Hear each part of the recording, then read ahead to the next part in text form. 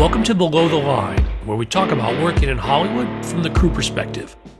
My name is Skid. I'm a former assistant director and your host. Quiet on the set. Welcome back for episode 9 of our 7th annual Oscar series, where subject matter experts discuss the nominees in their category of expertise. Whether you're listening to the podcast or watching us on YouTube, thanks for being here. Today's category is cinematography, and I'm happy to welcome back a pair of regulars. First, director of photography and director Patrick Cady, whose credits include Girl Fight, Bosch, and NCIS Origins. Patrick, welcome back. Very, very happy to be here. Also happy to welcome back David Tuttman, a New York-based cinematographer and director whose credits include Wu-Tang American Saga, The Night Agent, and the Netflix show You. Glad you could join us, Tut. It's great to be here, Skid. And hi, Patrick. It's good to see you. Hey, David. Guys. Hello. Glad to have you guys back. We're going to jump right into the nominations. The 2025 films recognized for achievement in cinematography are Frankenstein, Marty Supreme, One Battle After Another, Sinners, and Train Dreams. We're going to discuss them in that order, and spoilers are possible, so consider this a warning. When I introduce each film, I'll also recognize the cinematographer by name. Please accept my apologies in advance for any mispronunciations. My guests, of course, are welcome, dare I say encouraged, to correct me. Okay, first up, Frankenstein, cinematography by Dan Lauston. All right. Well, here we go. This is a big movie. It's theatrical, and the camera's always moving and floats with the actors. And for me, this is a movie that celebrates the meshing of crafts more than many nominees often do for me. Guillermo del Toro has spoken much about how important the human side of movie making is, and here's a movie about creation run amok. And the monster seems to serve as an allegory for a movie or any work of art, really, and the creation and setting forth into the world these works. And while viewing, I thought often about the interdependence of cinematography and production design and costuming and hair and makeup. The movie was shot at a T4 more often than not to allow for added depth of field, to allow the details of the set design to be more present. It was very important, I think, in the storytelling that these surroundings played as big a role as they did. It was shot digitally on an Arri Alexa 65 with Light's custom optics.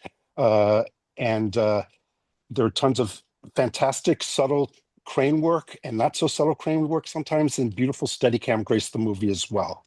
And it goes from this fantastical golden key to a natural look for the creature's experience of the world when he tells his tale.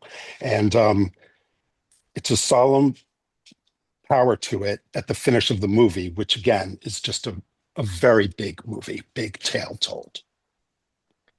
I was really lucky and got to see this screened with then a Q&A afterwards with Guillermo being interviewed by David Fincher and the entire team. So Dan was there, the production designer, costumes, the composer, like everybody was there. And Fincher's kind of first question to Guillermo was, and it's funny because it's the two people, you can tell they're different directors, was essentially, and I'm paraphrasing, like, how often do you have to crack down on people bringing their own thing to this, because it's so completely a Guillermo, like this is one person. It really feels like a singular vision, the film, and he kind of like tilted his head and he's like, well, I'm really nice in these interviews and everything, but I do have set up guardrails about what, no, he basically said no as an answer. And then he said something that the entire audience, you could just feel this like swelling of, oh my God, we need so much more of this, which was, it's a military operation of joy. That's how he sees filmmaking. And I was just like, yes, make it into shirts, sell it all over Hollywood and everywhere films are made. Like, and then even later, Fincher was asking, he was putting up a suppose, if you're one of these keys that you have someone on your team who's really pushing against what you're guiding them. And again, the production designer at that time was like, well, yeah, but like we've worked with the same props person for 16 years. So like there's a real family making this movie. Um, and the level, and then there was this amazing like museum style, almost like Academy Museum style setup, showing that we took buses after the screening and see set pieces and like an oversized maquette to like study what the makeup process was going to be like for the monster.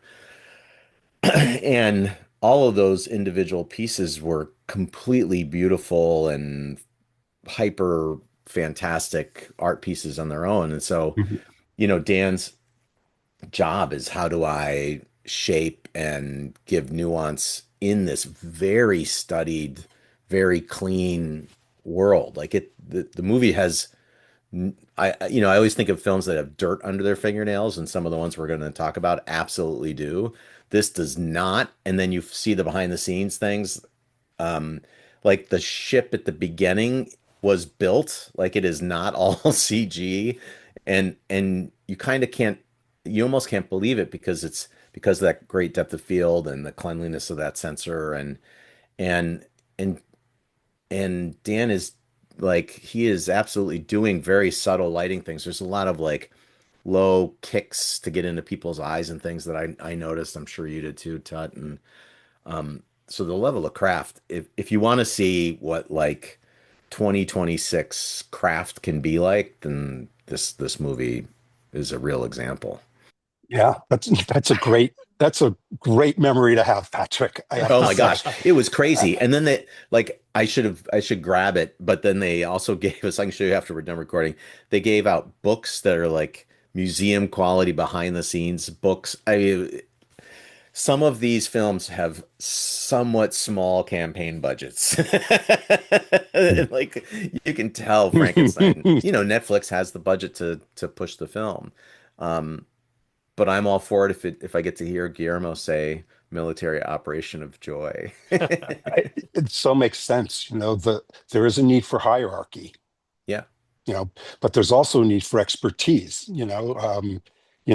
so And encouragement. He only benefits if he yes. if he says like I want it to be in this world and then you start and the film is full of these echoes of itself, the prop of certain very key props when uh the history of Frankenstein is told, and then he meets new people, and there are these cross-reference things that are coming from a lot of prep and a lot of conversation. And you can tell none of the departments are siloed from each other, which is also like the kiss of death in a film is when everyone's off on their own worlds making their own movies, and that's exactly what Fincher was trying to get after because For sure.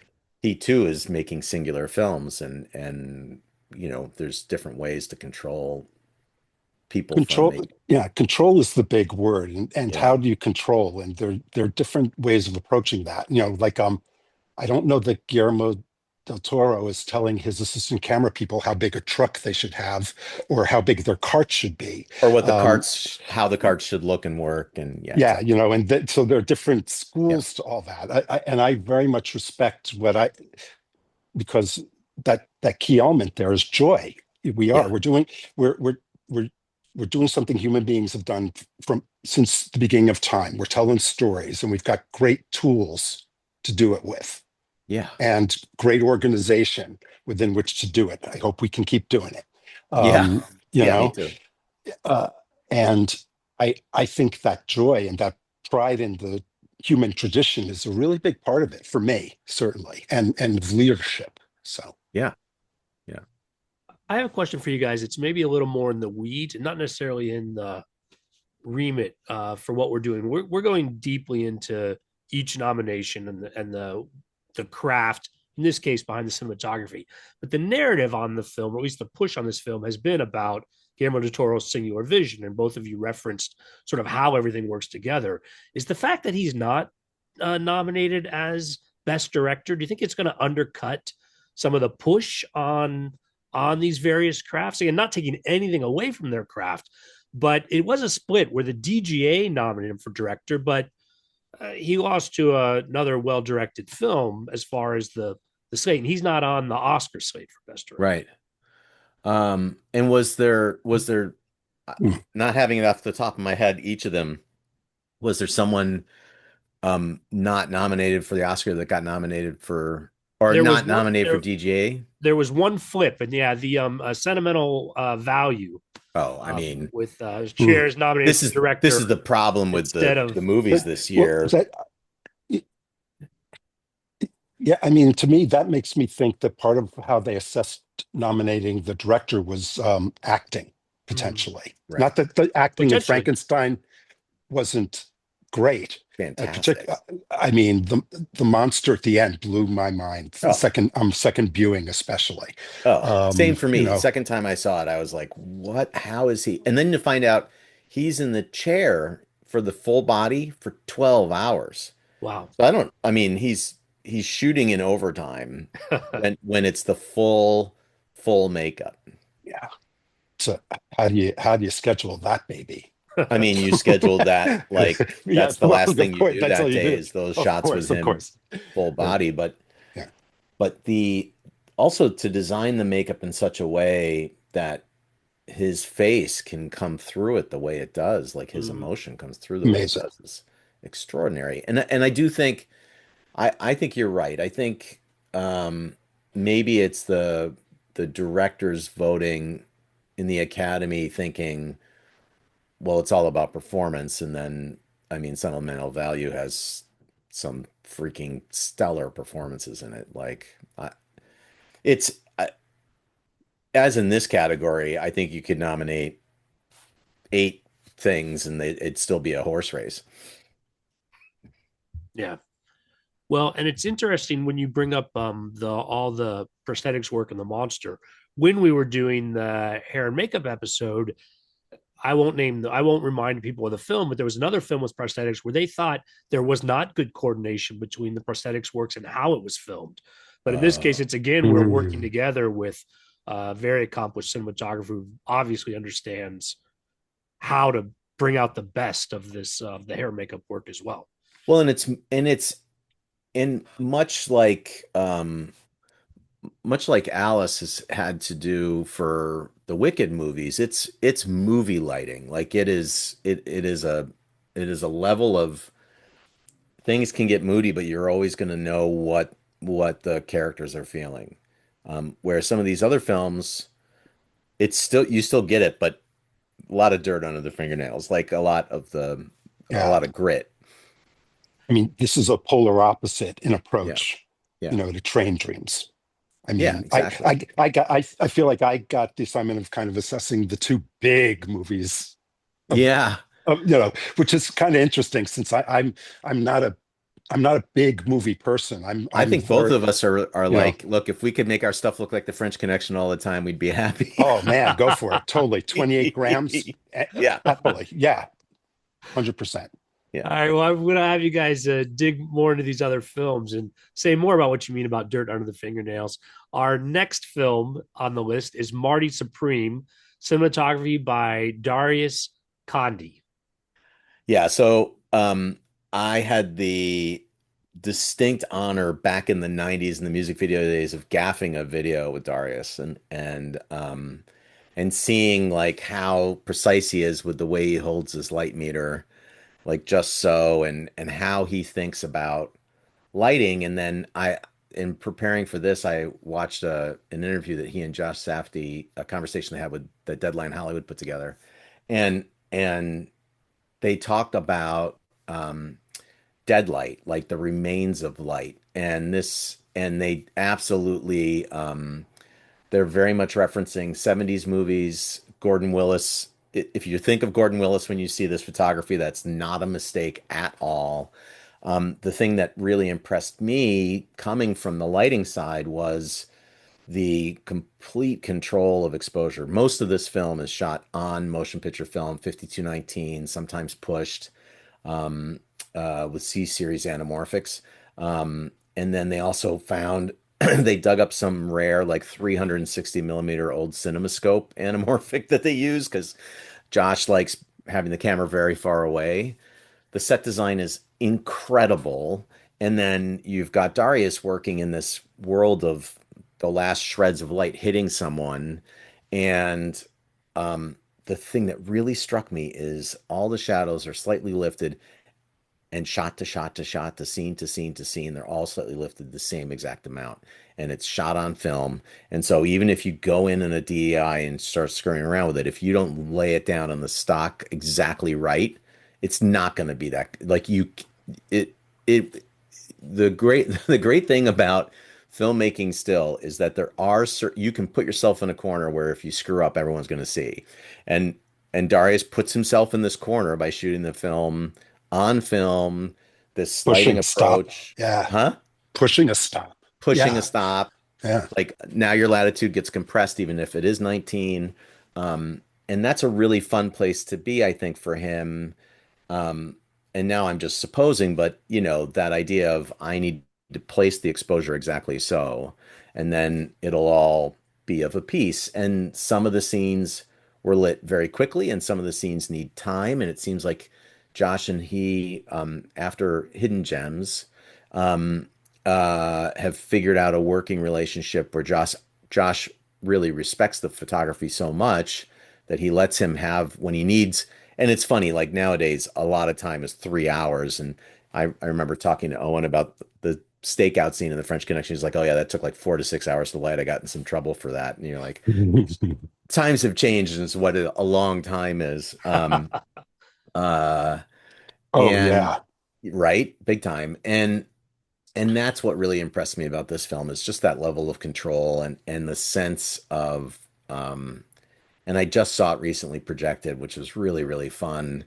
But that sense of a master craftsperson really like keeping it super, super real feeling, keeping it super gritty, keeping it really, this is a full on dirt under the fingernail kind of movie for me. And I love, and it's New York of a certain time period. Like there's all these things to freaking love about it. And then they just nailed the look to match the time period. Like you, if this was revealed to be like an Alan Pakula movie that got found, you might not doubt that if you didn't know all the actors, right? And I kind of love that. Oh, I yeah, I got through the tech stuff. Yeah. I really enjoyed this movie. And to me, I mean, ping pong's so weird because it literally in reading about it, literally each shot can be less than half a second from the previous shot. The amount of anticipation and precise reacting that's done.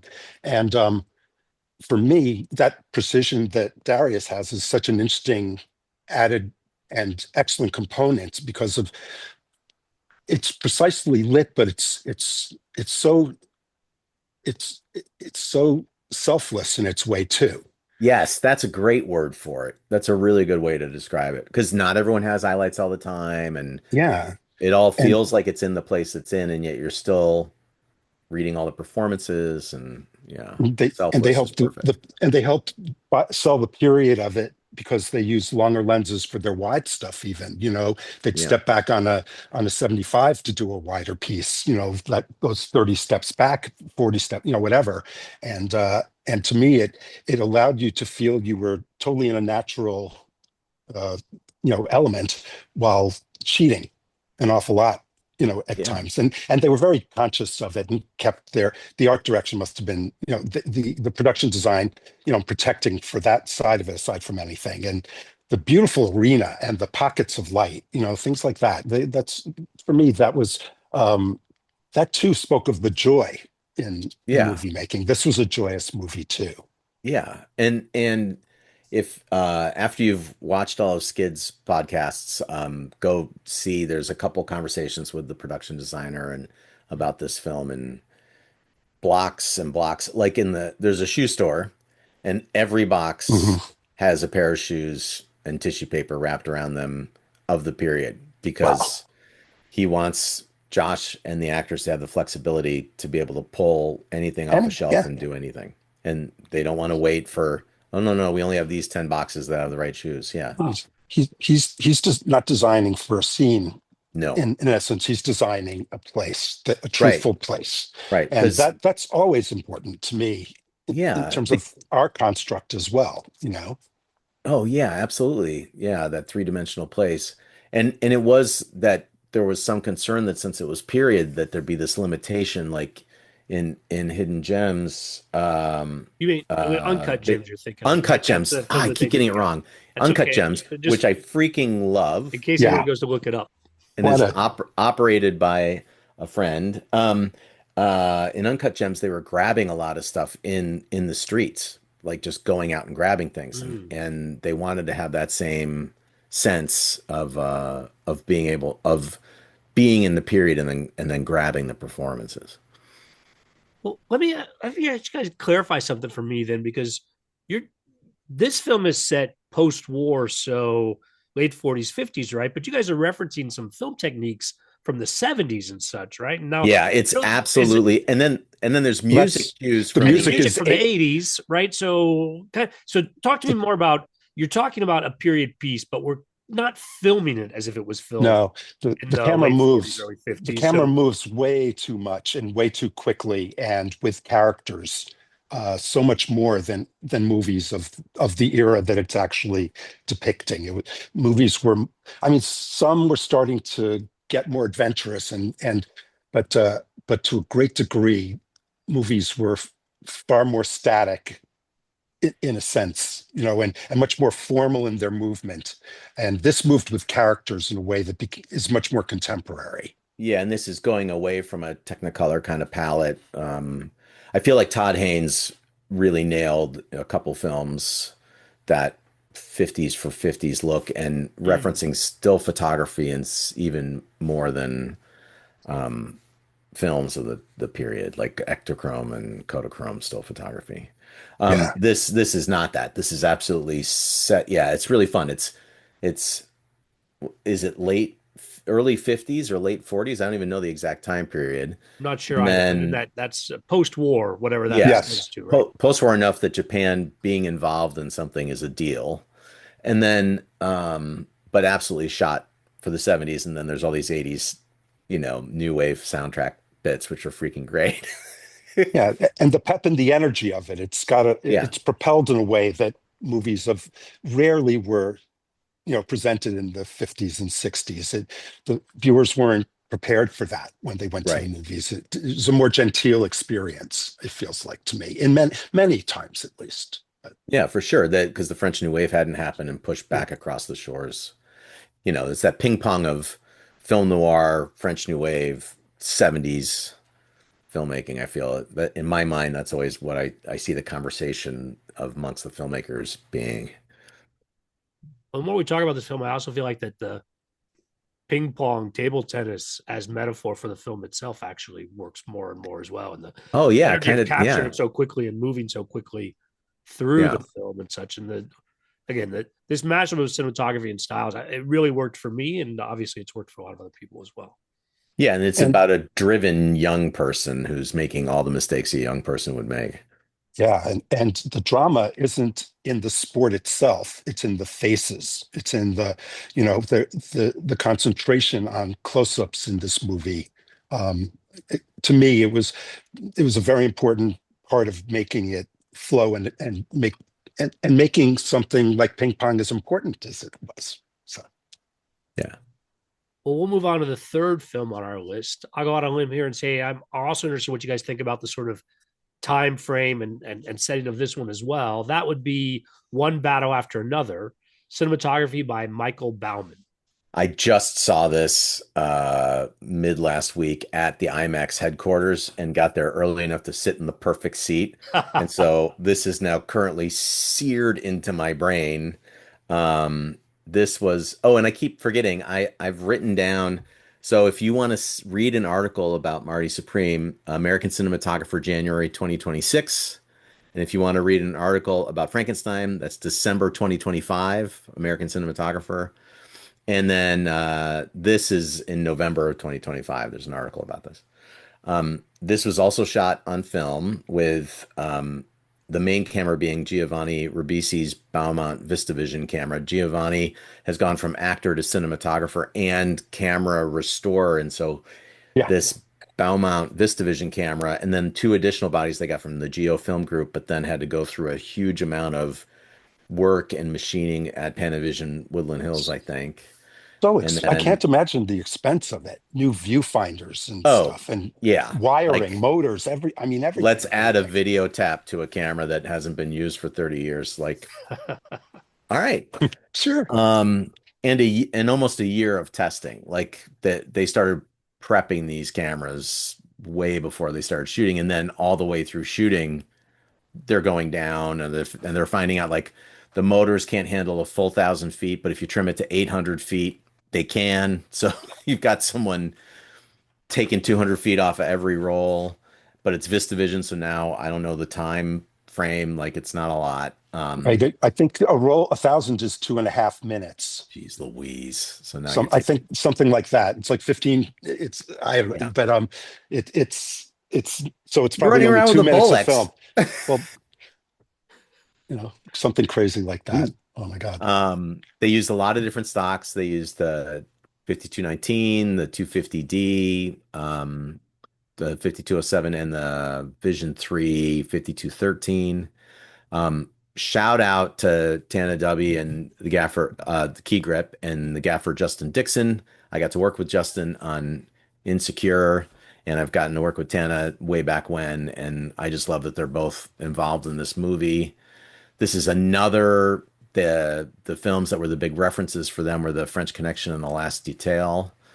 Um, and I think I may have used some of the lenses they ended up building for this show I shot late last year that had nicknames I'm not allowed to use in public back at Panavision because they're referencing other films and people's names. But there's a lot of very uh, purposeful designing of lenses to feel like older lenses. Very specific films, very specific cinematographers.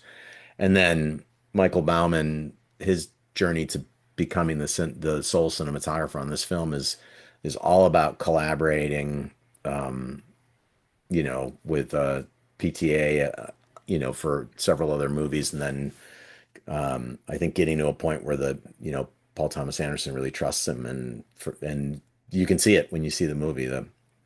Um, and maybe the most interesting car chase, like Oh, a take on a car chase, if you can see it in a theater, and I would highly, highly, if you're a film student or a fan of films listening or watching this, you please go to the theater to see these movies because it is a very different experience, especially that final chase in a theater versus at your home. I think I actually rudely gasped when the road stuff came on. It It was was so just so fun. singular and Yeah, beautiful, right? so And tense. phenomenal. Yeah, everything And about it. and worked so great. This was my second time seeing the movie, so there were a couple times I looked to my friend who's a director, and he just never looked back at me. He's like, I could tell you were looking at me for like a reaction because it's so cool, and I didn't want to look away because it was so involving. So yeah, um, all the Vista Vision and big screen of it is worth it when you see it in a big screen. And You know, again, it, faces, it's a lot of close-ups. It's a lot of being there with the performance. Um, and they made good choice. Like often in the larger format horizontal camera world, they're noisy, so they did a lot of their close-ups with the Super 35 camera, correct, and yeah, um with and the and and they cut them in, and they cut beautifully. yeah, Not a problem. Because once you're into that close-up, and you don't need that width in the same way. It's again about you know great choices about how to further your story. You yeah. know, And smart that they're keeping it on film at least. Like that yeah, I think it was Millennium XL2s that they used for the yes, dialogue stuff. And yeah, that's smart because you don't want to have to loop all that stuff and you want to be there with the performance. And then yeah, I did not see big grain shifts or anything when that no, not at all. And I have to say, the movie's a lark to me. yeah, It's just this wonderful, crazy, accelerated trip, and I feel like the camera was willing to. You felt the willingness of the camera and the lighting to go there and yeah, to be as dignified yet outrageous as the story merited. You know, it's really good. absolutely.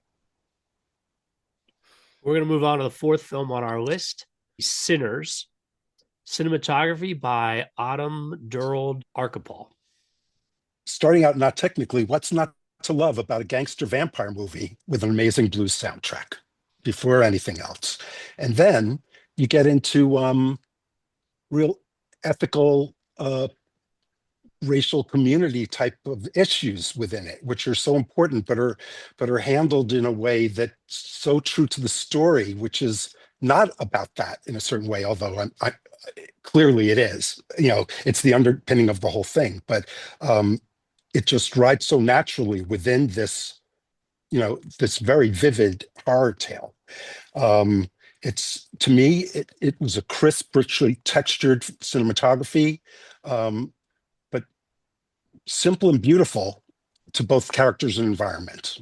It really, there were grand vistas shot in IMAX and Panavision 70, and this movie too went to smaller cameras for close-up work and stuff. And I love originally, that it's smaller cameras and it's a regular 35 it's a camera. 60 pound, yeah, it's a 60-pound camera instead of 120 Yeah. pound, but there are pictures of Autumn hand holding the IMAX and doing shots outside with it, that's one of the reasons it's great that it only lasts 2 minutes. But it's very hard to handhold a Oh big my heavy God. camera and do it with such accuracy and storytelling acumen. And I was very impressed with that. I can't imagine. I used to handhold a 60-pound camera all the time, but getting over 100 pounds, you get into a place that's a whole other territory. They originally were thinking about shooting this movie in 16 millimeter, but the That would have been VFX, fun.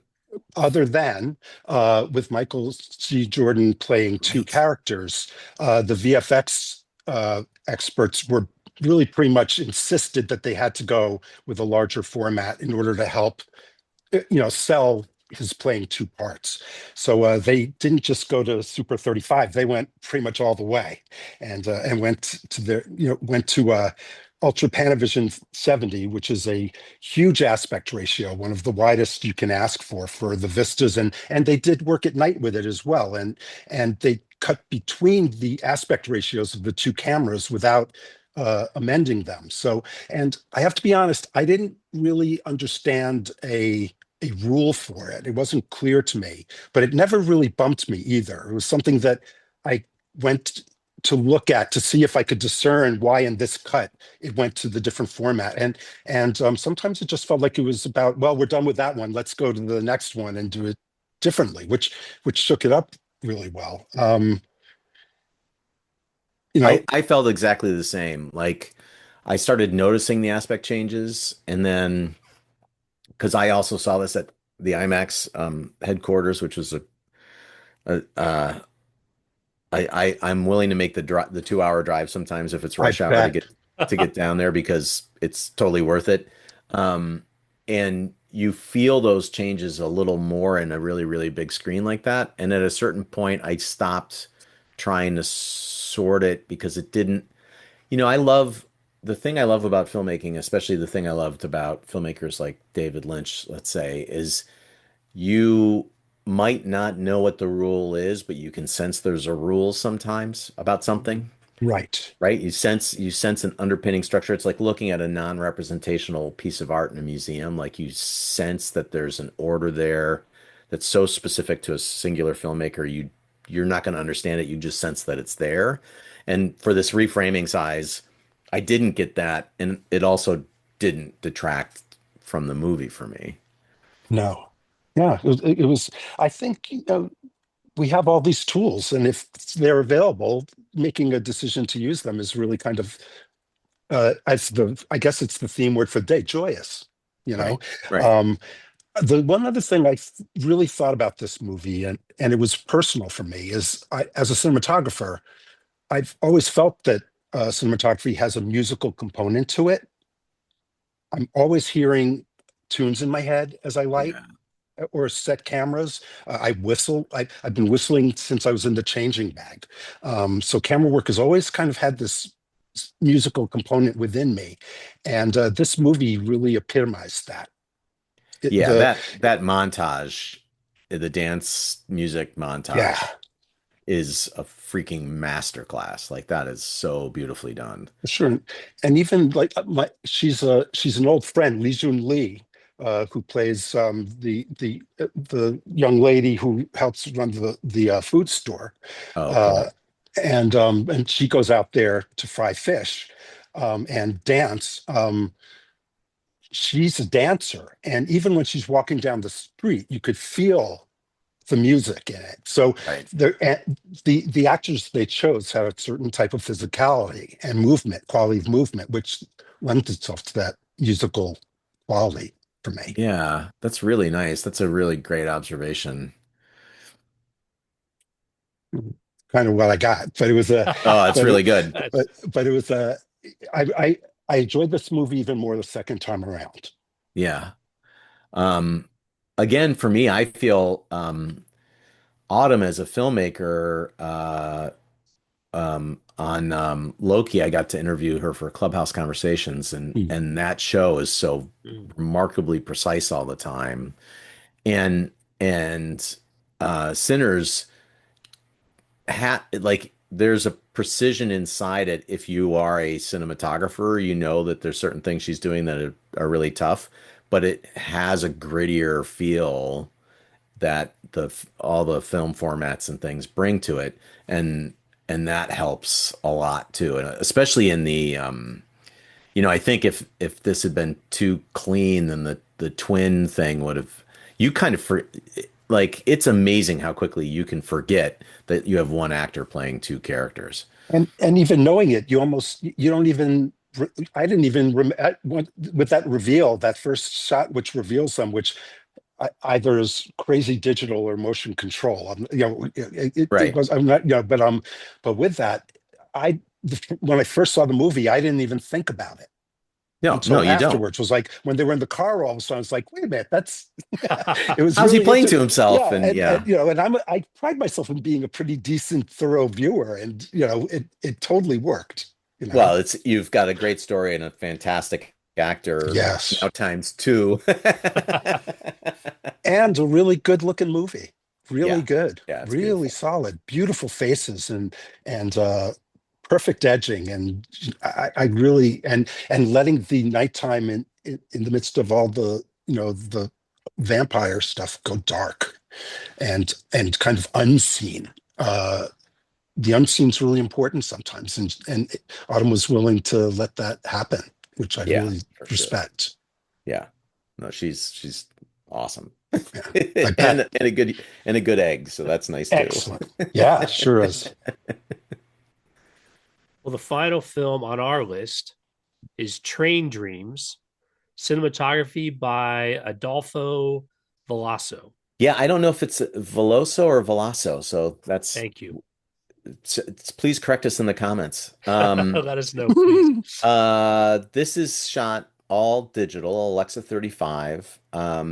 And the thing I adore about the behind the scenes stuff I discovered, this is also in the American Cinematographer December 25 issue. The thing I love is Adolfo being like, yeah, it's 99% natural light. Like, and I hope the thing that I really hope the general Academy voting public can keep in mind is that did not make his life easier. No, photography is photography, right? Yeah. So, yeah, so you make a nice photograph, you're making a nice photograph. Yeah. And that's what's so interesting is he uses Koa or Kawa sphericals for the day stuff because he thinks it's got the best sun flare ever. And then Super Speed Mark IIs, which are older lenses, Yes. and not without their foibles, but for the high speed because they're all one Yeah. threes. They're crazy sharp. Yeah. That's one of constantly battling that. So, Yeah, on digital. yeah.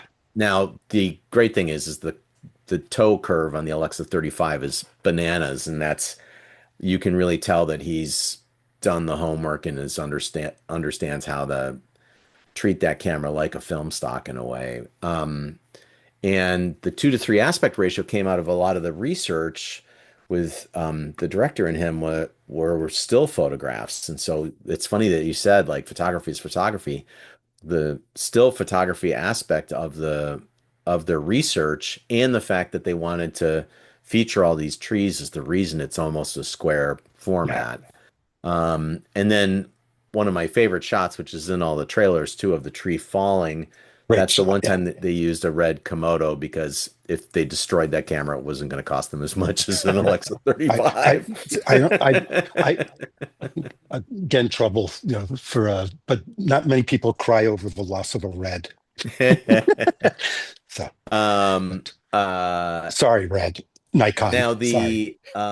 the other interesting thing that I uncovered in researching interviews and stuff is that he and reading this article in American Cinematographers, he worked with his longtime colorist and they explored what would happen if you shot it in black and white and colorized it. And I'm gonna see the film again before I make up my mind because I'm in the academy and I haven't decided yet who to vote for. Um, I'm going to see it projected again, and that's something I'm going to be looking for because I do remember there there is sometimes in the blue channel it's more of a cyan hint or something. There's something really kind of fun in the color palette sometimes on this film, and that's a really concerted effort by Adolfo and his colorist, whose name I should have written down in my notes. Yeah, it makes it look of the era. It Yeah, it really does. And yeah, and you feel like if I had been told this was also shot in a fine grain stock with a partial ENR, I would have believed it. You know what I mean? Like totally. there's a It little had bit of that silver in the shadows and kudos to the team for going after that because if you leave this alone, if you shoot it really just clean and don't think about, and this is the beauty of cinematography, is you're often your initial thoughts are all about story and character, but then you get into these like science things to transmit what you and the director are talking about. And that's really talk about joyful. That's a really fun thing to play with is the science of how you're seeing something, the science of color and lenses and This movie actually played with another factor of camera adjustment that was discussed, which is shutter angle. right, And it's so interesting you phrased it that way, Patrick, because when asked about it, the director said, "Well, that's just something that uh, that he does, and I don't really ask about it. I just let him do his thing," which was so interesting to me because it's kind of the opposite of the experience we're hearing on every other movie. They have a long history together, and they kind of let each other ride, I guess. right. And I want to see it again because I only got to watch Train Dreams once, and some comments on it were about all this flicker, all this. Why is there all this flicker? And he Huh, was and scene to scene, um, the shutter angle would be adjusted sometimes, and in my head it was to me maybe about accentuating flames at night right. and the flicker of the lanterns and the fire and the mantles and all. But again, it there wasn't really a presentation anywhere I could read that gave it a real rhyme or reason. It kind Right. of feels like it was artistic impulse. And Right. It and I feels as right to do this and I'm yeah, going to do and it. I as a cinematographer do that all the time on a TV show. But it's a I'm hired as the chief, I'm kind of the main guide for the showrunners. And I'm You are not the continuity in a TV yeah, series. exactly. So I'm not really concerned with directors' opinions other than I'm collegial and I always like to share and make it a team effort. Um, but here in a movie, the director is the arbiter of pretty much everything other than money. And and it seems like there's a real give and take here or an unusual acceptance of things out of one's province, which I thought was very interesting. Also, for the movie in general, I feel it's maybe a Terrence Malick movie we get between Terry's mo own movies and and I just felt like it's exactly the right length. Like it is about how the entirety of someone's life could be a small thing, but it's not because it's their life. And I don't know, there's something very beautiful about the film. And I grew up in the middle Yeah, of nowhere, and so like I really felt the sense of being in the woods or being in nature was just so perfectly transmitted. And then to find out that like, well, we didn't light anything, and the yeah. candlelit scenes are lit by It's candles, and it's the not it's not so easy as you said. it's not easy. I No.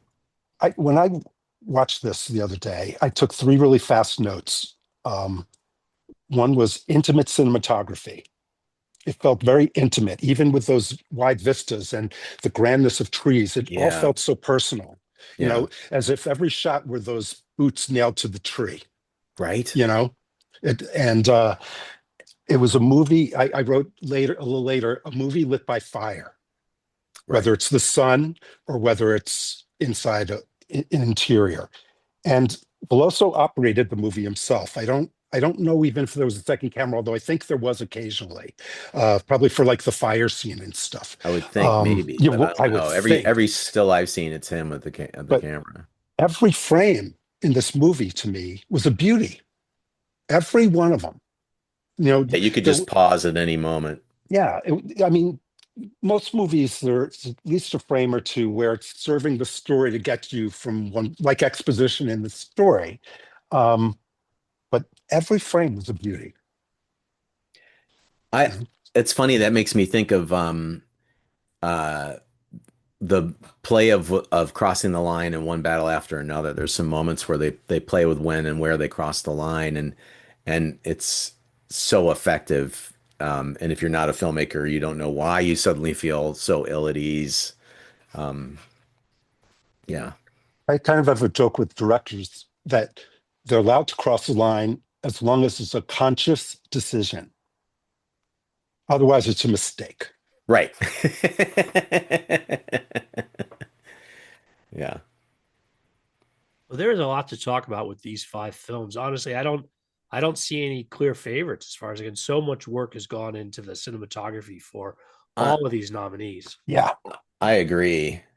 Yeah. And it'll be so interesting. What's going to be so interesting is, and what's interesting about the Academy in general is, except for Best Picture, you only vote in your category for the nominees. So, um, the the process this year to get to the nominees also included a short list because the cinematography branch wanted to be able to shine a light on maybe smaller movies that didn't have giant campaigns behind them, and I think that worked.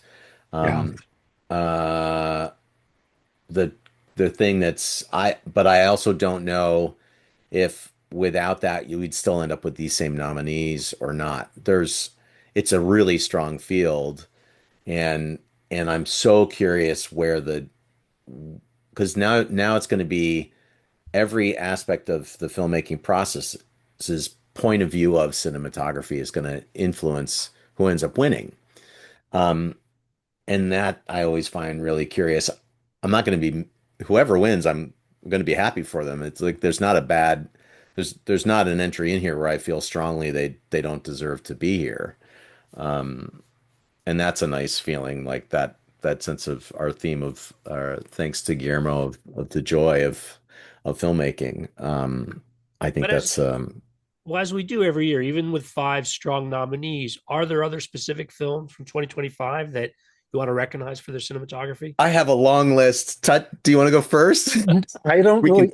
I've alternate. I was actually pretty lucky in that the movies I saw this past year are the nominees. I didn't get to the movies a ton, so Oh, I you're the don't. man then. You're the person all the people should be talking to. Like, I don't know. I don't know that I picked the winner. right. But But the but with nominees, I that, mean, that alone. I didn't go. I rarely go to a movie because of the cinematographer. Once Right. in a while, but these were all movies that Dana and I wanted to see. So and we have one really great theater around here that tends to show a wonderful selection of movies, and we got there couple of times, but I've been remiss in my support of the industry this year. So Well, it's also this winter's been a rough one for the everyone on the yeah, East Coast. we've been hunkering in a lot the last several weeks for sure. So Yeah, it's been tough. I so my list is multiple films. I feel like Song Sung Blue, shot by Amy Vincent, is a freaking masterpiece that only other cinematographers are going to understand how great she is and what a wonderful job she did. There's a sequence in a garage of a band rehearsing that is so ridiculously perfectly shot. It's a little insane. And I had so many questions for her after I saw it. And I also feel like in completely the other side, like a big budget movie, I feel like Alice Brooks is kind of getting hurt by the fact that the first Wicked movie kind of took all the, it seems like it for the voters, for the Academy, it took all the energy out of this second one, which is darker and has more actual physical set pieces than you would imagine watching it. cool. And I got to, I mean, we're friends because of the ASC, and then I got to talk to her for Shot Deck and to talk about Hmm. they shot those two movies together, not like one than the other. Like there's an insanely dark, it almost feels like a an amusement park ride, and one of the references from the director was to make it feel like the Peter Pan ride in Disneyland. That scene was not planned to be shot when they shot it, but it was because like, and I think this is the one. I could be getting this wrong, but the effect is the same. They were shooting the Munchkin Land scene for the first movie, this very bright, happy day exterior, and then shocker, they're in England. The weather didn't cooperate, and they had to like punt and go inside this massive, massive stage piece. And so Alice is like pre-lighting it with the crew on the weekend to get just to get ahead. And then they're working on the scene and they're realizing like, oh no, we need to be steady cam, intimate with the actors. We need to build this a little different so that we can do that. And Alice needs to call like lighting cues as the steady cam is moving around them. So I think what happens, especially with filmmakers, there can be this kind of and so the all the nominations for Frankenstein made me feel like, okay, well, maybe we're getting over this. But there can be the sense of like, oh, they must have just done that with a bunch of special effects. And it's like, sure, but no. Like, there's a mirror sequence in that movie that is requires an insane amount of planning, massive sets with flyaway parts and some stitching. So I don't want to discount all of the visual effects artists' work because watching their sizzle reels is a blast. But so those were two movies. Another one is Sound of Falling, is introducing an amazing new cinematographer, this guy Fabian Gamper, who I also got to meet. Um, uh, and it's funny, we went to a Sinners event together after I went to see a screening of Sound of Falling in the theater and got to hang out with him a little bit afterwards. And I was like, well, give me your info. And so then we went to the Sinners thing. Um, Another beautifully shot movie is Sentimental Value, is really well shot. The reason it's getting noticed for not just the, a foreign film is that the photography is married very well to the story. Hmm. And then the last shout out is Carl Walter Lindenlaub, ASC and BVK. He's known for shooting huge things, right? He shot Independence Day, and even when he shoots TV shows, they're the biggest, craziest, like most giant stages effects. He shot this movie called Amru, which is a beautiful small story that takes place in an area of Germany that he is from. So it's really interesting to see a world-renowned cinematographer with a ton of experience working with like no crew, a few lights, like, and it's still there's not a frame out of place. Like it's all beautifully controlled. And I'm sure I'm missing a few, but that's I'm my going to have list. to see that because my one of our sons and I make 2 or 3 person movies where I Oh, light them for him, and he writes them and operates them and listens to his mix. And because I know the frame lines, I boom it. And we're getting into better cameras now, so that I'm now pulling focus digitally for the first time in my career. I've never oh, done it off a monitor before, and I pull focus for him while he operates and listens and directs his very talented ensemble team. So I have literally 2 lights that I use, right. so I really want to see that movie. It's, No, it's amazing. I'm glad you Um, put that movie on my radar as well, Patrick. I mean, Amram. yeah, yeah, great. That's hopefully more people will get a chance to see it. Great insights on our 5 nominees. I love your slate of follow-up stuff for people to go from there. yeah. Your list gave me a bunch of great movies to see soon. So Oh yeah, I'm so curious to see what you think. Sentimental Value, I don't think it's a spoiler to tell you, occasionally uses a pinhole camera. nice. Yeah, Fabian is and his wife directed. It's her first. Hmm, They made a feature when they were in film school together. It's her first um, uh, professional feature, and it's the German entry, I think, for amazing. the Oscars. And he's shot a few films before, but it's just like keep your eye on those on these people like that. They're gonna keep Hmm, making amazing things, I think. very cool. Yeah. Gentlemen, as always, this was fun. Thanks for being here, guys. Thanks, kid. Thank you, Skid, very much. Really fun. We're closing out February with episode 9 of our annual Oscar series, but there are still a handful of episodes to come. Subscribe now if you haven't already so you catch them all. If you've been watching us on YouTube, please share your thoughts. My email address is skid@belowtheline.biz. That's B-I-Z. And I'm always grateful for your feedback. Closing credits, thanks to Curtis Five for our music and John Wan for our logo. The logo is available on t-shirts, mugs, and stickers at redbubble.com. To all of our listeners and YouTubers, I appreciate you. Please rate us wherever you get your podcasts and tell your friends. Thanks again from Below the Line. And thanks again to both of you. This was great. All right. It always is. I had a Peace. wonderful time. Me too.